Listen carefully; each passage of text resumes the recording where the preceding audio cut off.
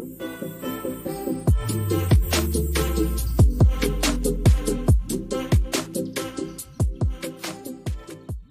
bem com vocês? Meu nome é Michele Magalhães, eu sou aluna do Instituto Federal de São Paulo, do campus Joaquim de Votuporanga, sou do terceiro ano de informática e estou aqui para apresentar um vídeo sobre metodologias científicas, que é a respeito do meu trabalho de filosofia, da criação do nosso jornal científico.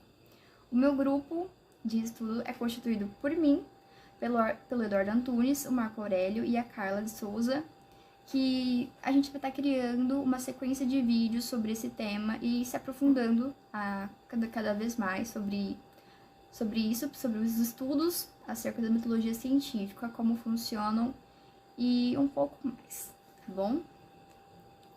Eu trouxe essa imagem ilustrativa de um cientista, mais propriamente de um físico, apenas mesmo para ilustrar. Teoria científica. O que a gente pode dizer sobre teoria científica? Bom, a teoria científica é um conjunto de conhecimentos que procura explicar, com alto grau de exatidão, fenômenos abrangentes da natureza. Ou seja, é diferente do significado da palavra teoria, que eu coloquei no slide, que é utilizada no dia a dia, no senso comum, que é quando dizemos que algo é apenas uma teoria, no sentido de que é uma mera especulação, né?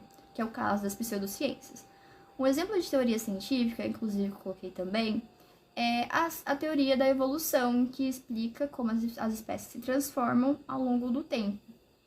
E por que uma teoria científica? Porque teve todo um processo de estudo, um processo de aprofundação, de observação, experimentação, para se chegar numa conclusão viável e verídica a ser divulgada como conhecimento de fato. Vamos tratar agora sobre o que é o método científico, né? Porque tem que seguir o método científico para poder chegar a uma conclusão viável, não ser apenas uma mera especulação. O método científico, eu trouxe uma definição aqui do Diogo Lopes, bem singela, que ele fala assim: o método científico ele pode ser definido como um conjunto de procedimentos por meio dos quais um cientista consegue propor um conjunto de explicações para fenômenos, constituição e formação de materiais. Bom, bem simples, mas eu vou estar fazendo uma abrangência maior sobre o que é o método científico. A gente pode dizer que o método científico ele engloba a observação de um fato, a elaboração de uma pergunta acerca desse fato, com base em uma teoria que precisa ser explicada, assim. E a formulação de uma hipótese consistindo em possíveis respostas testáveis para essa pergunta. Então, ali surge um questionamento a partir de uma observação, vai se criar hipótese acerca disso. Eu vou ser mais específica, vou trazer o próximo slide para vocês, para entenderem melhor. Aqui nesse slide eu estou falando sobre as etapas do método científico, que a primeira, a gente pode falar sobre a observação. O que seria a observação? A observação é a etapa em que o pesquisador ele vai observar uma determinada matéria ou fenômeno, e a partir dessa observação, ele vai criar a elaboração de um problema, que é a fase do questionamento das perguntas. E nessa etapa, o cientista ou pesquisador, ele elabora as perguntas sobre o fenômeno material analisado na observação. E essas perguntas podem ser do tipo: por que esse fenômeno ocorre? Como esse fenômeno ocorre? Quais são os fatores que originam esse fenômeno? E a partir desses questionamentos vão surgir as hipóteses. O que seriam essas hipóteses? A etapa da hipótese é aquela que o pesquisador ele responde as perguntas que foram feitas na etapa anterior, né, na segunda etapa.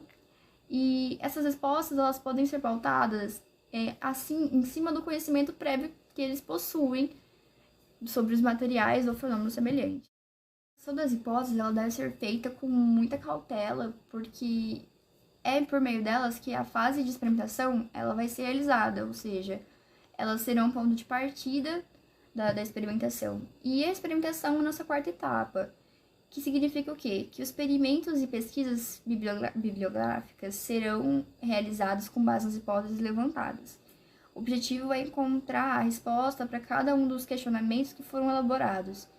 E cada cientista ele desenvolve essa etapa de acordo com seus conhecimentos e as práticas que eles têm, que são necessárias para o esclarecimento de cada hipótese. E aí a gente chega na quinta etapa, que é a análise dos resultados, né? Após a fase de experimentação, o pesquisador ele analisa cada um dos resultados que ele obteve para verificar se eles são suficientes para explicar cada um dos problemas levantados. E também se estão de acordo com as hipóteses, né?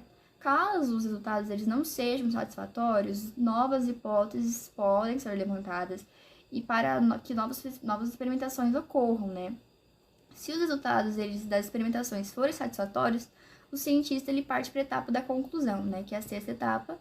E essa etapa da conclusão é a etapa que o cientista ele verifica se o experimento e pesquisas realizadas eles respondem aos questionamentos levantados e permitem que ele faça afirmações acerca dos fenômenos ou dos materiais analisados.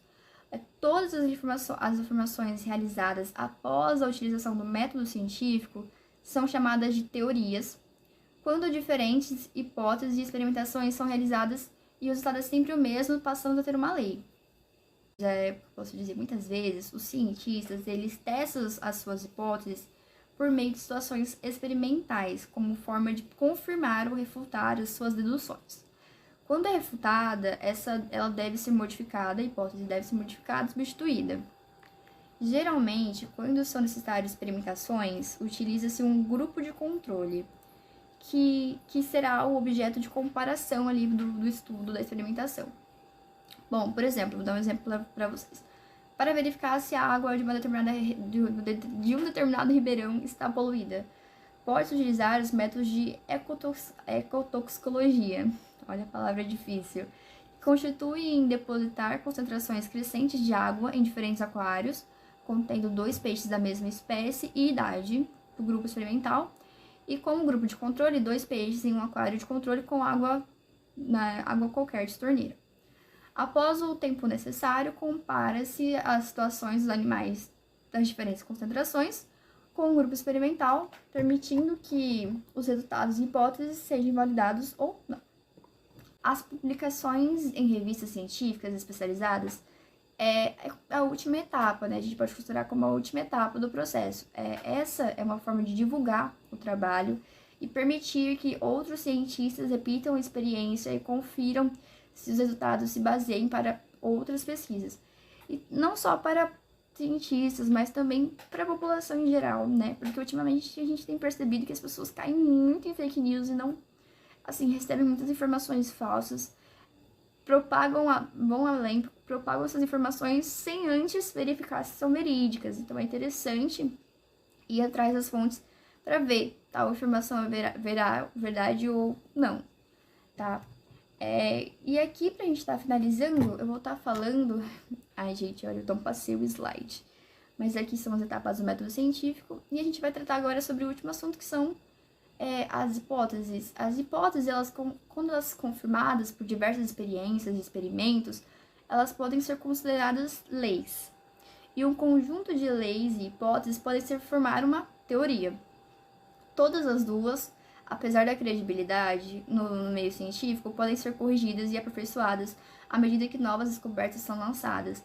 O fato, muitas vezes, confunde também com o que vem a ser teoria, reformula e rejeita esta, na medida em que as teorias são passíveis de modificação. Ele redefine e esclarece-as, melhorando os conceitos propostos por elas. Então, o fato, né, é por isso que eu sempre vou dizer, conforme o tempo passa, a ciência sempre evolui e se desenvolve. Então, às vezes, aquilo que a gente tinha há 10 anos atrás não é a mesma coisa que a gente tem agora. Mas a intenção é sempre aprimorar e melhorar. E o crescente transformação para melhor, né? Então, trazer sempre a verdade. E é isso.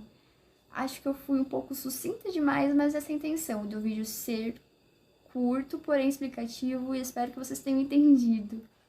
Muito obrigada por ter assistido até aqui, espero que vocês tenham gostado, se inscreva aqui no meu canal, deixem um like, um grande beijo, obrigada, e esperem para os próximos vídeos que vai estar bacana. Vou tentar ser um pouco mais rápido também e mais sintética, não? Diminuir um pouco, eu falo demais. Mas é isso, tá? Um beijo, tchau, tchau, até o próximo vídeo.